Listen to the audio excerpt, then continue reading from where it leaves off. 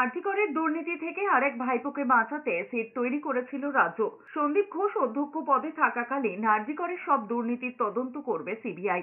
হাইকোর্টের এমন নির্দেশে এভাবেই প্রতিক্রিয়া দিয়েছেন বিজেপি সাংসদ অভিজিৎ গঙ্গোপাধ্যায়। আরজিকরের সদ্য প্রাক্তন অধ্যক্ষ সন্দীপ ঘোষকে ভাইপো বলে খোঁচা দিয়ে প্রাক্তন বিচারপতি বলেছেন, সব দুর্নীতি যাতে ঢাকা দেওয়া যায় তার জন্যই সিট গঠন করা হয়েছিল, কিন্তু হাইকোর্টের নির্দেশে তা বাধা পেয়েছে। অভিজিৎ গঙ্গোপাধ্যায় বলেছেন, এবার দুর্নীতির সব কাগজপত্র সিবিআই এর কাছে যাবে। যেহেতু আর্থিক দুর্নীতি, তাই এই দুর্নীতির তদন্ত ইডির কাছেও যেতে পারে। এটা তো রাজ্য সরকারের আরেকটা দুর্নীতি ঢাকার অভিপ্রায় ছিল।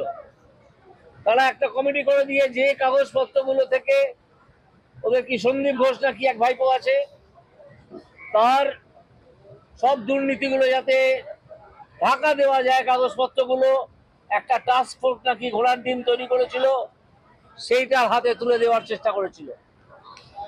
সেইটাতে বাধা পেল আজ, এবং এই কাগজপত্র সিবিআই নেবে। সিবিআই থেকে যেহেতু আর্থিক দুর্নীতি, ইডিও নিতে পারে।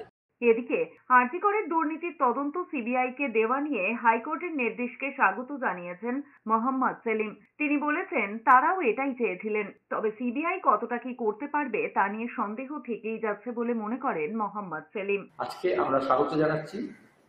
হাইকোর্ট নির্দেশ দিয়েছে একটুক্ষণ আগে যে এই এসআইটি এখতিয়ার চলে গেল। সিবিআই যে তদন্ত করছে, আমরা এটাই চেয়েছিলাম, সত্যে উপনীত হওয়ার জন্য এবং গভীরে যাওয়ার জন্য। এই আলাদা আলাদা জিনিস তদন্ত করছে, তা সিবিআই নিজেও বলেছে তাতে অসুবিধা হচ্ছে, সবটা সিবিআই তদন্ত করবে। আবার সিবিআই তদন্ত করা মানে 20 বছর জলে জ্বলে যেতে পারবে।